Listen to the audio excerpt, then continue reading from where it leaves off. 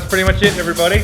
That is what the engine management side of the wiring loom looks like, I hope.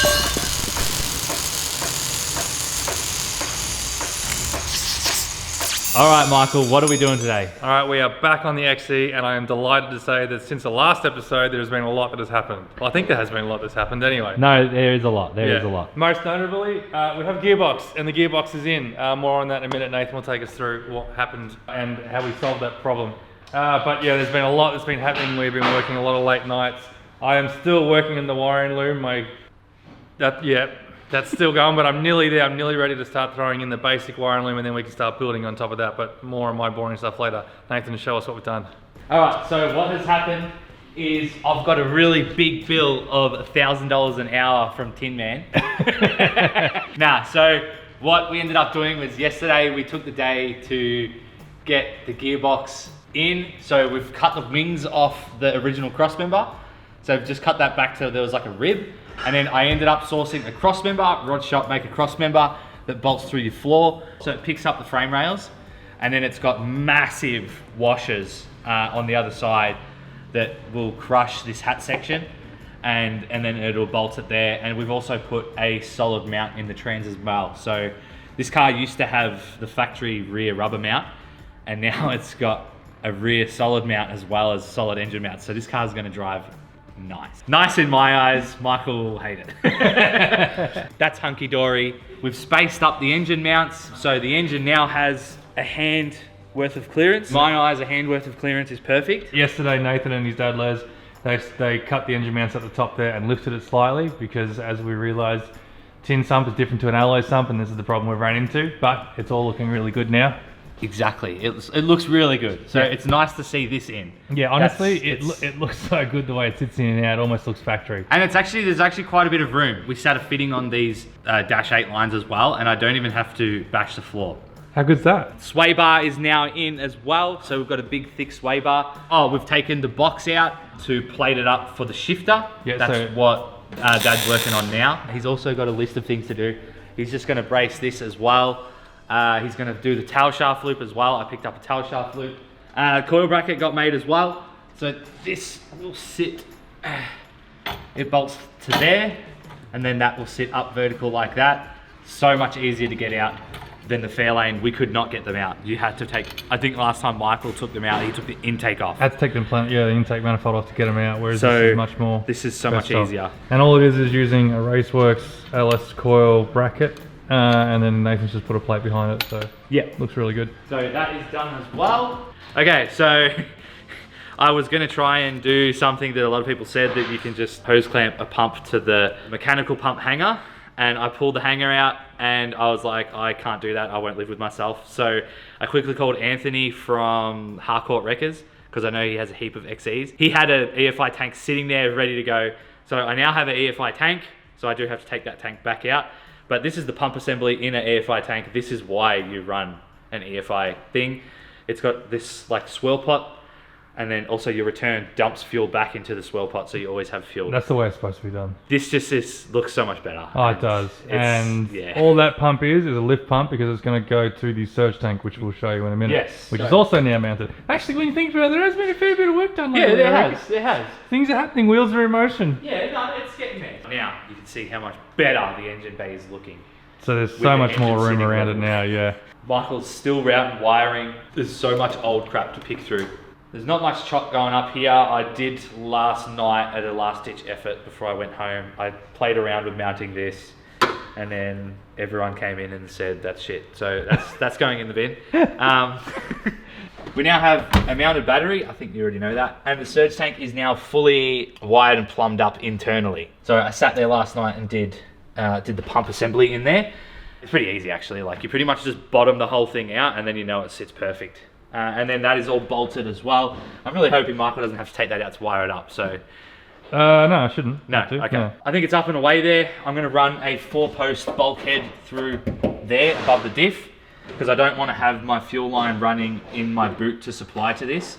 I'd rather run it out to a bulkhead and then in to the floor. Yeah, absolutely. It's much safer. I think so too, than having a hose poking out of here.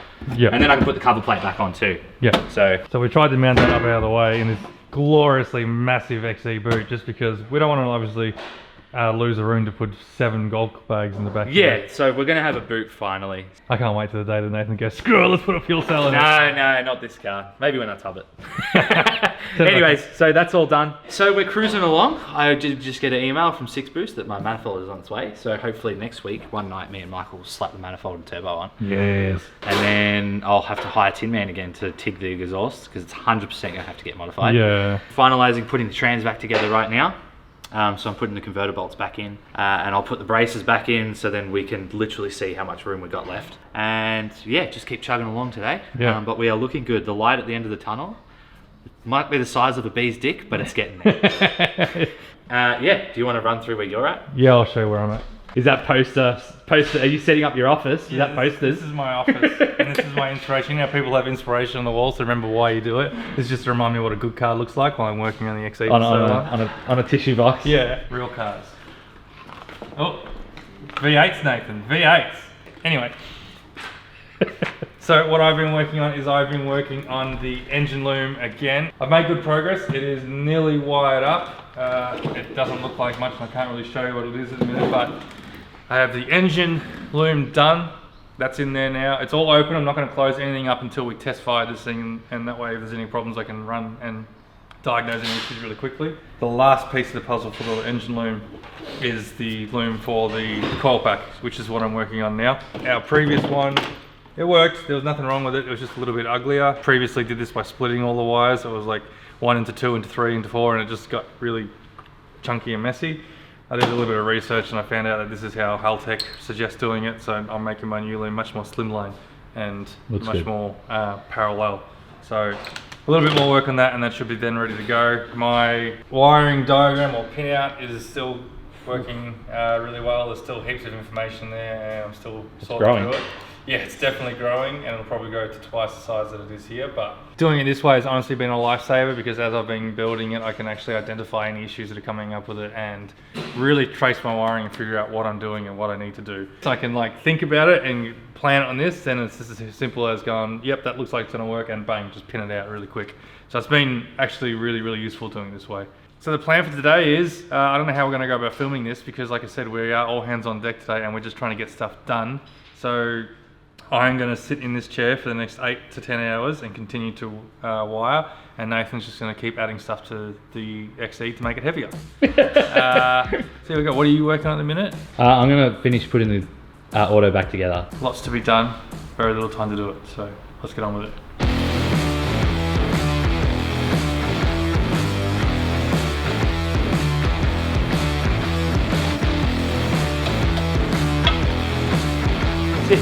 Cover plate back on, the wings back on, and then I can put the starter motor back in, and then I can put the shifter brackets back on, and then we're golden.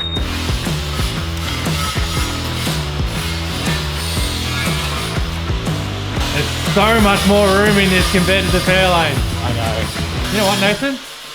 There's almost so much room in here. You could have put a V8 in this. It's almost like they come with them. I know. So why would we put a V8 in it? Michael's just holding on to the dreams for you guys, but really he loves it. I love it, yeah, it is cool. It looks so good in there. It looks right at home. Transmission's mounted. Done, braces are on, plates on. Starter motor, I need to do the starter motor. I didn't find the starter motor box.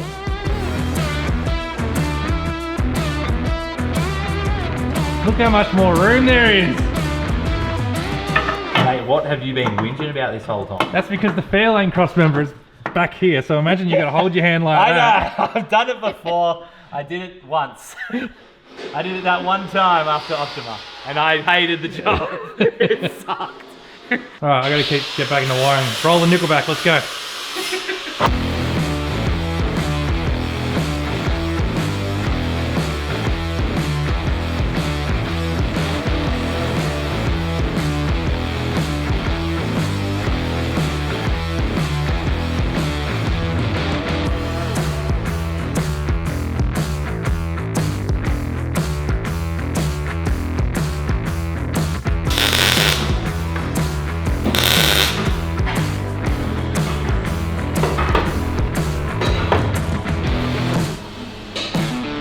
So we've just plated this over, and then we're just going to stick 4 nut certs in, Easy done. Everyone that's telling me I need to drop box it, I can't. If I bolt that all the way up to there.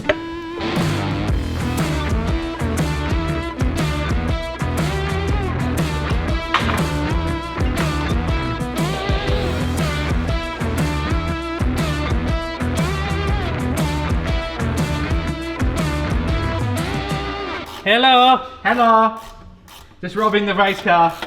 You look like a miner under there. I am. Digging for gold. Heard these trans fans are quite hard to come by. And all the work we put in that trans fan, and now we're just ripping it out. But I'm reusing the bracket. I suppose. Because I can't be bothered making a new Still one. sad. It is sad. There's no love for the fella anymore. Look at it. He's just moved on. The feeling's gonna He's just moved on to another. Feeling's just gonna come back better than ever. How'd you go? Oh yeah. I think I'm gonna have to give it a decent pressure It's wash. a little bit dusty. Because I am just gonna reuse these lines. Because it's got that 180 fitting up there. So I just got to cut them short and put a new fitting on. So what I'll do is I'll mount it and then oh shit, the fan's broken. Is it? No, it's broken. No, it's broken. Good old zip tie. JB Weld. Oh yeah, JB Weld, that's a good idea. That's how he glues his dual cabs together. Alright, so I finished my coil loom. So remember we spoke about this was my old one. And you know what, back in the day I was pretty proud of that, the way I did that, because it's actually worked really well. But we've come a long way from where we started. Look at that beautiful baby. Nice and slick, slimline. What if I told you it's the wrong way? Don't say that. So now we're going to put this in to get that mounted, figure out where our tail ends up, and then I can make the plug on the wiring loom side of things. Then I'm pretty much ready to put the wiring loom in. Okay. The wiring loom, the majority of it is finished. The only things we have to finish after that will be accessory items like the Astra power steering pump, a few other bits and bobs, and then it'll be moving on to the dash wiring. Yep. So let's get this in. So we have been saying, like a lot of people ask us how we felt about pulling the Fairlane apart and if it's made us sad or not. And yeah, to a degree it has. But it's also shown us how much better we can do things compared to when we did the Fairlane. 100% agree. Our skill set has definitely improved from when we did the Fairlane all those years ago. Challenging ourselves and trying new things. But you can definitely start to see how it's paying off. Yeah. There we go. That is one coil bracket. Solid as a rock. Solid rock! It's getting somewhere today. Today it feels like it's really coming together. Yeah, it's coming together now.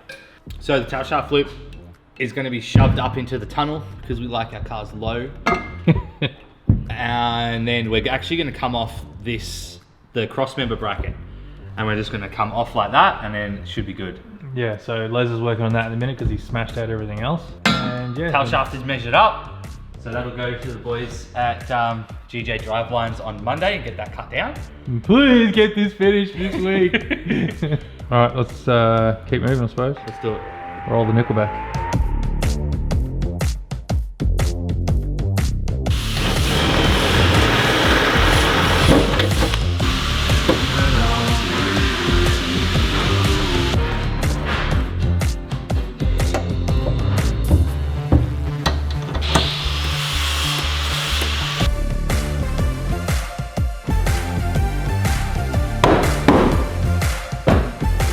That's a bit fancy. Yeah. Have you been watching us make brackets?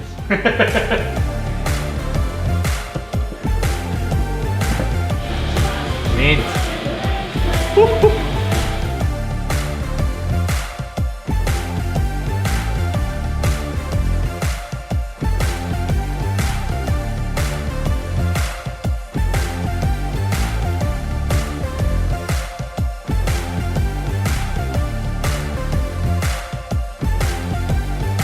Alright, I think I'm officially done with the main loom. A couple more plugs I need to put on, but they won't happen until I put it in the vehicle because I need to know where they sit. But this, what's that one for? That's pretty much it, everybody. That is what the engine management side of the wiring loom looks like, I hope. I won't know until we turn it on and see what happens, but simple, right? Yeah. Looks like the XY. Remember the XY had the dog box? It's all the same. It's the same thing. Is it really? Yeah, it's just tech screwed in. Bloody Ford. Shifter is mounted. This shifter moves forward and back. A lot. a lot. Got a lot of travel. So it's going to hit the console if I drop box it down. We can run a ratchet style shifter, which is the one you would normally drop box in, because it doesn't move, it just clicks. Just goes back and forth. The thing with this is, when you've got a 4-speed, and you've got to go from first to reverse to park this thing, it sucks. It's like tick, tick, tick, tick, tick. So I'd rather just have it sticking out than have to click, because this is by far so much easier, right? So we're parked, all right? Oh, you want to take off? First. So that is why we're sticking with this shifter and not going the ratchet style. Okay, so we've had a win. So Les finished off not only the crossmember but also the tail shaft loop.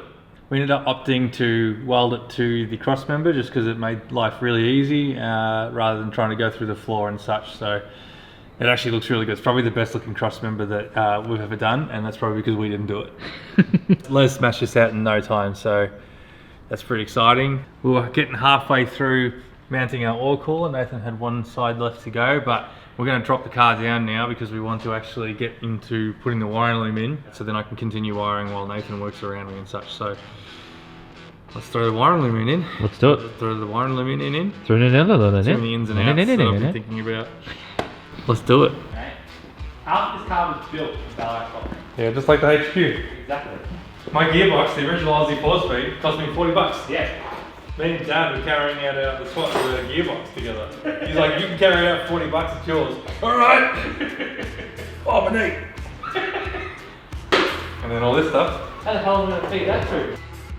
Oh, yes! Is that it? That's it. Oh, yeah! Look at it all. Look at it all this glory! Look, Yep. that's looking good. Damn, that looks good. Alright, while Michael sits there playing with colourful wiring, I'm going to go back to my task, my last night task at hand, which I'm going to work off. So I made this panel last night, which went there, and then I was originally going to mount that there. But then it sat really high because the corner was going to hit the engine bay. So then we were like, oh, we'll put it here. So I've thought of this cardboard template there like that, and then I was like, oh, hang on a second, because I want to hide all the vac lines that come out of the firewall there and run them back out here, and then like it's kind of hidden a little. And also the ugly AC lines are there too, which I was going to plate over, but if I build this panel, combining this with that and make this one whole sheeted corner and hide the whole ugliness and mount all this just for a catch can. I might be going a little bit above and beyond my sheet metal abilities. It's the only thing I can do while Michael's in there, so I'm making panels. yeah, we're all making panels. I'm fabricating now. So Michael's making a panel to go behind the kick panel to mount up the party button. The wideband sensor wideband and sensor. the shift kick controller. Oh, and the shift kick controller. Yeah. And the exhaust controller. Yes. Wow. All three things. Whew. All three things. So there's a lot going on right now. There is.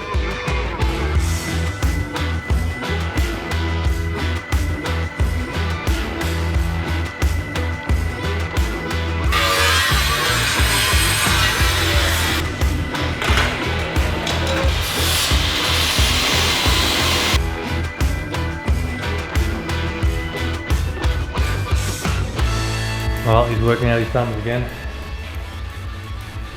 Hey, look at Nathan. It's done, man. Looks good. I was about to pull it off. Have a look at that. What's the grommets on the side there? Move those fingers of yours. Let me see the grommets on the side. What are they for? So the grommets in the side are for the back lines. Ah, okay. Yeah. So they will all come out here and go to the intake manifold. Like our boost reference line for the map sensor. So it's all hidden behind this panel. Mate, this panel was a piece of work. It looks like a work of art. Are you still doing your side piece or not? Nah. Nah, no way. This took me a while. Lots of CAD. So this is me panel. It picks up the two studs that hold the charcoal canister, and then it picks up that stud that's coming out of the firewall as well. This is all folded. I had to weld that bit on at the back there. 2 holes for our vacuum lines to run through, and then they'll come out here and they go to what they need to. And then our catch can bolts right to this plate. All this For a catch was can. for a freaking catch can. Ah, looks good. Looks awesome. So It's easy to do. Looks grouse, man. Well done. Mate, that was an effort. That was a real effort. I made a plate. Oh, it's all loomed up, very So it's all loomed up. So this is for the BTR manual controller.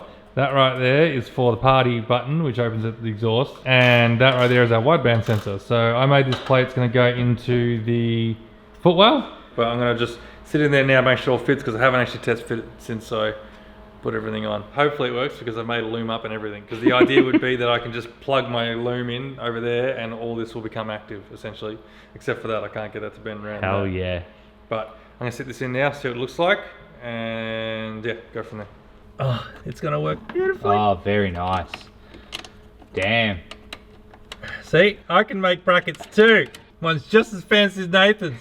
Oh, that looks killer. That is our finished product. So the idea is now that that's there, I've got my plug, which is going to run up there. I'm going to run my wiring loom, which is all these wires which will run across the bottom of the dash. I can plug that in. I'm really stoked with how that's turned out. I reckon it looks really, really clean.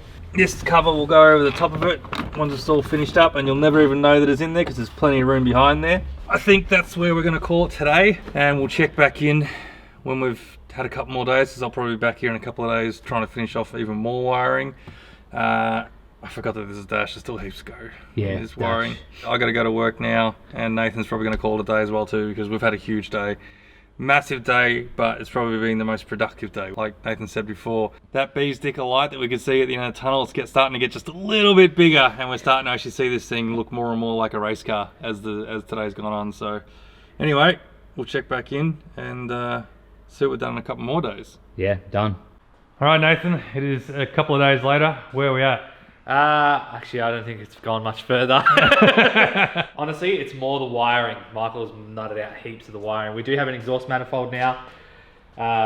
Issues with that will be addressed later. The catch can is now fully mounted. Tow bar is now done.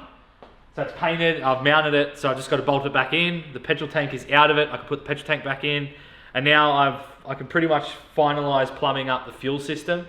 I've plumbed the return line. Pulling the old fuel lines off was so funny because we clearly had zero faith in push lock hose because we hose clamped everything. Yeah. And now, nah mate, I've got faith in push lock hose. That shit don't come off. Oh, that's true, yeah. So I can finally finish plumbing fuel stuff. I've got a bulkhead plate too to put in the back. Figuring out how we're going to run the catch can. I've got to get another 45er to go off there to there, and then everything will point in the right direction. So yeah, we're getting there in that department, but Michael's nutted out a major part of the wiring. Wiring, yes, where are we at? So wiring wise, we are pretty much completely wired up in the sense of engine management and transmission. All that is now completely wired up. Harnesses all ran, should all be talking to each other now. I was so close to actually getting it booted up, but I didn't get quite to finishing my power. So we're probably gonna do that next time we work on this. Few other things, and it should be pretty much ready to turn on and check everything to make sure it's all working. Haven't got to the dash yet. I've got half the dash done, so all the stuff that the ECU will send to the dash is ready, but I need to just wiring stuff like high beam dash light and indicator lights and all that to the dash. That will come once I get this thing booted up, because the easiest way to find those wires is just by putting a test light on and going through all those functions. So yeah, that's pretty much it. But today's been a big day as well too. I am buggered once again. I'm ready to call it quits. Look at my workstation. It is an absolute chaos. Anyway, if you want to support the channel, head on over to the website. Buy a bunch of merch, t-shirts, stickers, fender covers, all that kind of stuff. Goes a long way to helping us do what we do here. Word of the day, you'll see word of the day in the bloopers. Because I've already edited, this is weird, I've already edited this episode. Right up until this very last bit. We've never really done it like this before, but that's how, as you're seeing this get released, is pretty much where we're at. This is yesterday. You're seeing this today, this is yesterday. Anyway, until we see you in the next episode, where hopefully we're nutting out a bunch more stuff, and hopefully a bunch more things have happened off camera as well too, because we've only got 3 weeks to go before we have to get this thing ready. So, see you in the next episode. Hey Nate. Yo. This is the only boss that's going into this XC. I like that. There you go, people. You got your boss swap. Here's a question for you. Yeah. What does the L stand for on the stand on the bottom of the sump? Loser. Oh, that was quick. Oh, You're doing 2 jobs at once. He He's d- doing the shifter and his. he does it for a living, so you'd hope he's quicker than You us. have to, mate. I just realised we got father and son working today. Is this going to be like West Coast Chopper? We're going to lose the shop. It's got to be ready in 2 weeks. And here we watch the two Cavaliers going, a lot.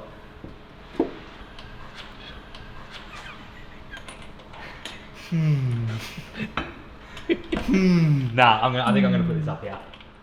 I'll put this right here on the frame rail. Easy done. Today's word of the day.